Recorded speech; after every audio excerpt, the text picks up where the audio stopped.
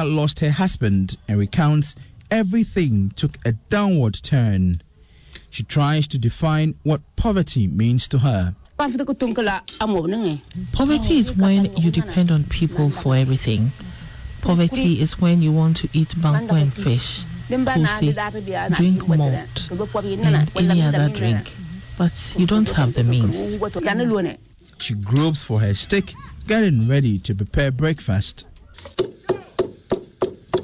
But there are days that Yaya Kwanjit goes without any food. There are days I have nothing. Sometimes the people of this community assume I'm okay. Those are the days I have nothing but depend on water. She has been sleeping on the bare floor all her life and rarely sleeps on a mat. But Yaya has one last wish before she dies. Before I die, I want to also sleep on a mattress. Now, I don't even have a mat. And the only thing I want is a mattress. Jojo Kobna, Joy News. And that's it for the midday news. Our top stories: authorities of Jema District Hospital yet to take delivery of chemicals to fight stench in facility as bodies of Kintampo accident victims begin to rot. We're live from the hospital there, and also concerns over preparedness to deal with coronavirus at some of Ghana's land borders questioned as Togo, Nigeria, and Burkina Faso all record cases of the deadly disease that has claimed over 4,000 lives so far. And that's it for the midday news. I am Emefa Pau. Thanks for your company.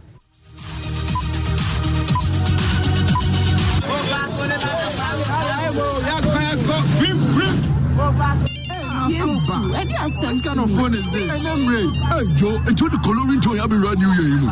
Chance not for you. Go be upgraded. Shasuna dial *120*1#. Nabeka MTN Resume level program. Hey, free and Nakopim, every Busumi in a year. Would your Kosuna use with MTN number? Do more. Now it's me a winnie. One of the 20,000 iPro Amber 5S phones. Cafe door. But come on, test it. Now for Chama Monica. Agbena. Kaise Ubechenu Rintono. So Saka iPro Amber 5S phone. Hey, MTN Resume level program. New year, new phone, new ringtone. We are good together. We're there for you everywhere you go. It's a new day. Are you ready to make a change? A new partner to journey your way, to explore the things you never imagined. You're ahead of the race. Committed to you. A partner for life, yeah. Come back, we'll go the distance with you. No matter the problem, we'll brighten your day. Transform your life now. Cowbank, forward together. Cowbank, forward together.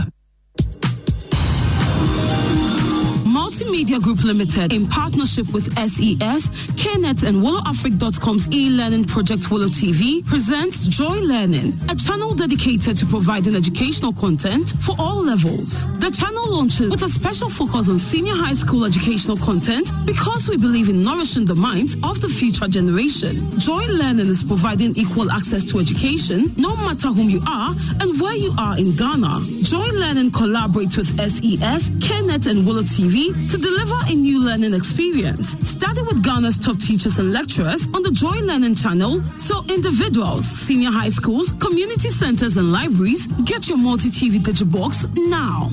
Joy Learning. Keep learning.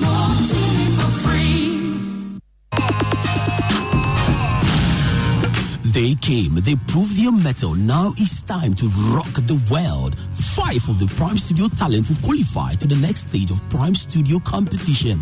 They have 4 weeks to show their musical skills and vocal power. In order to make it to the final round, who qualifies is the Debly Vibes, Young Tuga, Okesie, Naja, Good Boy Legend, Nicole, Amin Ola, Arte, Kwame Sticker, and topmost. Remember that you have what it takes to vote for your favorite contestants to the top.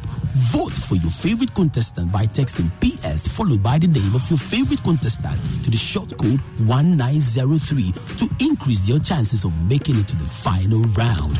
Watch Prime Studio live Saturdays at 8 p.m. only on Joy Prime. Joy Prime, real entertainment. It's been 3 years since the Joy Business van featured the Doorman. My name is Francisco Dugan, CEO of Doorman Foods, and I am so happy to show you what has changed since the last time you guys came here. When we started, we just had, we didn't even have a recipe. We just had someone who was making donuts in our brains. We started with three people, myself, my wife, and then a friend of ours. We started as 3 people. Now we have over 20 employees. We didn't have a kitchen. We didn't have anywhere we could even make the donuts.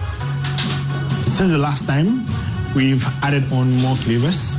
Now we have a bigger kitchen. We have bigger storage. We can take on more things, more orders. We even have a chef now.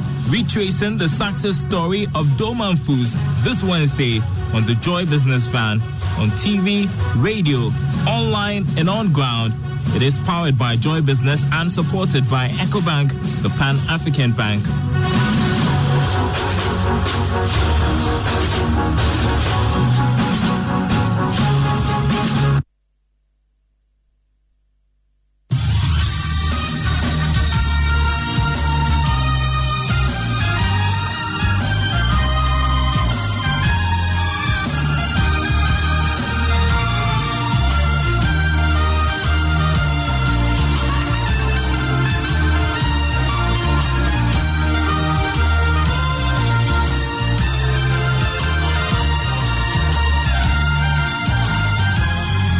Bringing hope to many around the globe, transforming lives into legacies. Living Word with Pastor Mensa Otabil.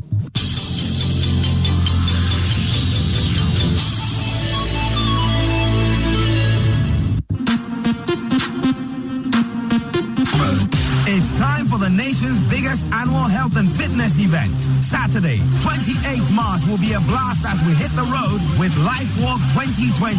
Join Pastor Mensa Otabil and the International Central Gospel Church as we walk for life. Bring the entire family along as we exercise together and support a worthy cause. Life Walk 2020 starts and finishes at the Independence Square. Starting time, 5:30 a.m. prompt. Prepare to walk for 3 kilometers, 6 kilometers, 9 kilometers, or the full 12 kilometers. Life Walk 2020 is in support of the Mental Health Authority. Purchase your officially recognized walking tag at 10 Ghana cedis from the nearest ICGC assembly.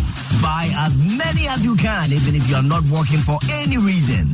Wear your tag with pride as you support the delivery of mental health care in Ghana. Life Walk 2020, supporting mental health in Ghana.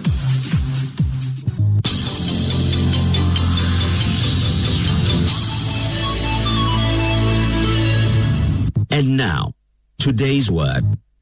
I'm continuing my message entitled Talents, Work, and Profit. I am convinced with all my heart that every individual has got a talent. Every individual. No matter your station in life, no matter your experience, no matter your background, your race, no matter the level of your education, every individual has got something to offer in life. We are in this world not by accident, but by divine plan. The reason why you are here is because God wants you to be here. If God did not want you to be here, you wouldn't be here. And God will not want you to be here for nothing. God brought us here because there is something we can do. As a matter of fact, there is something only us can do. What I can do, nobody can do. And what you can do, nobody can do. We are all unique and special in our creation and in our abilities. And that's why it's important for us to discover our talents, work with our talents, and be able to generate profit. In the previous sessions, we have looked at the book of 2 Kings, chapter 4, verses 1 to 7. 2 Kings, chapter 4, 1 to 7. It's important for us to go back to that scripture because the basis of what I'm teaching today will be found in 2 Kings, chapter 4, verse 1 to 7. A certain man of the widows, of the wives of the sons of the prophets cried out to Elisha, saying, Your servant, my husband, is dead, and you know that your servant fear the Lord. And the creditor is coming to take my 2 sons to be his slaves.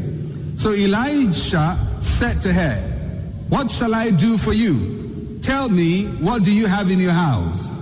And she said, your maidservant has nothing in the house but a jar of oil. Then he said, go borrow vessels from everywhere, from all your neighbors, empty vessels. Do not gather just a few.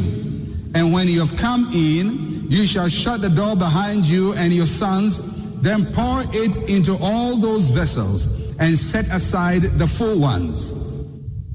So she went from him and shut the door behind her and her sons, who brought the vessels to her. And she poured it out. Now it came to pass when the vessels were full that she said to her son, bring me another vessel. And he said to her, there is not another vessel. So the oil ceased. Then she came and told the man of God.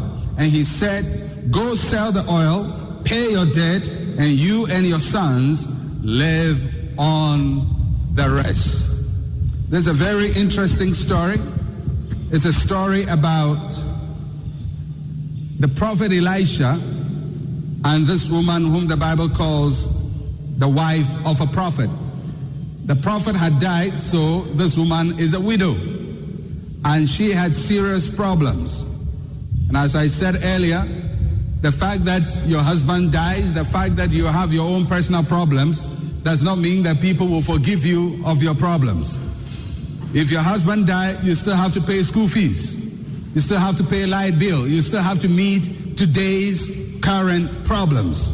And so your personal calamity will not exempt you from the vicissitudes of life. The vicissitudes is a big word meaning troubles. It's one of the words that preachers use often to let everybody know we are preachers.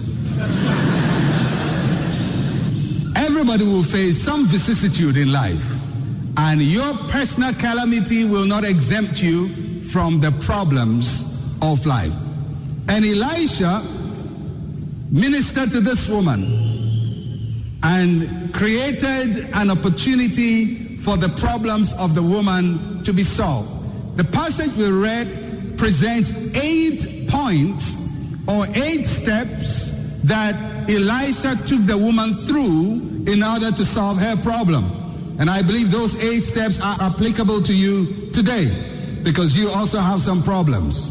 Everyone has some problems to solve. The first one is the question, what do you have in your house? Everybody has something to give. The next one is go borrow vessels. We must begin by acquiring what we don't have. And I believe that those vessels there in our time can be applicable to knowledge. Go and acquire knowledge. Number 3, don't limit the vessels. Don't take just a few, take a lot of them. Number 4, go inside your room. And for today, we will continue with number 5, which I will dwell a little bit on today. Elisha says to the woman, when you go inside your room, shut the door. Tell the person next to you, shut the door. Every one of us would have to learn to shut the doors of our life. If you're going to achieve anything in life, if you're going to make sure that what you embark on becomes successful, you must learn to shut the door. To shut the door means, number 1, to focus on your objectives in life. No interferences, no disturbances. Focus. Tell your neighbor, focus. You know, every person who has been able to elevate himself from the ordinary to the extraordinary, from the average to the excellent, everyone who has moved from nothing into something has learned to focus in life. People who want to do everything never get anything done. A lot of us spend our lives opening our lives to everybody's suggestion. You decide to study. Your best friend comes and says, let's go and buy some ice cream. Now, if you know that you're supposed to study, you must shut the door. Focus on what you're doing. Because your life must not be lived at the expense of other people's desires. Your life must be lived at the expense of your vision and of your purpose in life. You must know what you want. You must close the door, and you must focus on what you are doing. The reason why Elisha told the woman to shut the door is because what she was going to do was very, very silly. Why is it silly? Can you imagine a woman who has all these barrels, big ones, small ones, crooked ones, large ones, thin ones, long, fat, assorted barrels in her house? And she has a bottle of oil, and she begins to pour this oil into these barrels. Don't you think if you saw such a woman, you would laugh at her? Because what she was doing would not appear sensible. And Elisha said, shut the door, because people will laugh at what you are doing. People will mock your effort.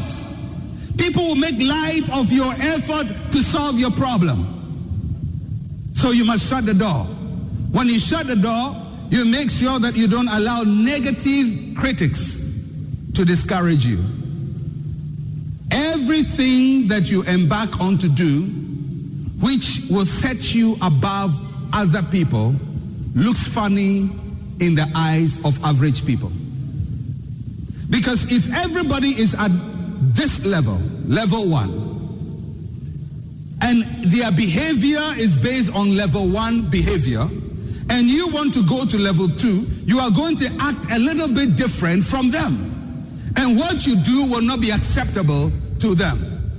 If, for example, you are a bunch of housewives, and all that you do is every day you get up in the morning, your husband goes to work, and you get up in the morning, you gather around a friend's house, and you gossip. That's your full-time job. And then just before your husband comes home, you rush home, go and fix some food for him, and he comes to eat. That's your full-time job. You have a committee of gossipers, an association incorporated, Gossipers Incorporated. And then all of a sudden, maybe you come to church one day and I challenge you and I say, hey, go for knowledge, go for knowledge. So all of a sudden you tell your people, I don't even understand English. I can't speak English well, but I am going to register at the Workers' College to start studying English. You know what your friends will do? They'll start gossiping about you, laughing at you and saying you are going out of your mind. You know why? Because they are abnormal. When you become normal, you look abnormal to them. Did you know that mad people think that we are mad? It's true. Talk to any madman. He'll tell you are mad.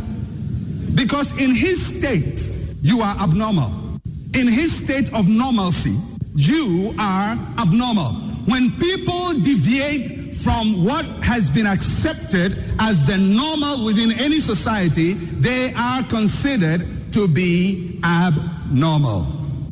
When you deviate from what is normal within any society, you are considered abnormal. And that's why even for us Africans, we are struggling with development. Because normal in our context is underdevelopment. And when you decide to go up, you become abnormal. You are not in the mode of the normal. But I'm telling you, you need to be abnormal in Africa. You can't be normal here. You have to be abnormal. You have to move from the status quo. And when you do that, people will point fingers at you. People will tell you, you are different. You are unacceptable. You are doing something too much. And in our country, we'll say you are too known. I can't understand how any human being can know too much. It's not possible for anybody to be too known. Because knowledge is infinite, so you cannot have too much of it. So shut the door. People will criticize. People will say things about you. People will make funny jokes about you. But shut the door. When I decided to be a pastor, I felt God had called me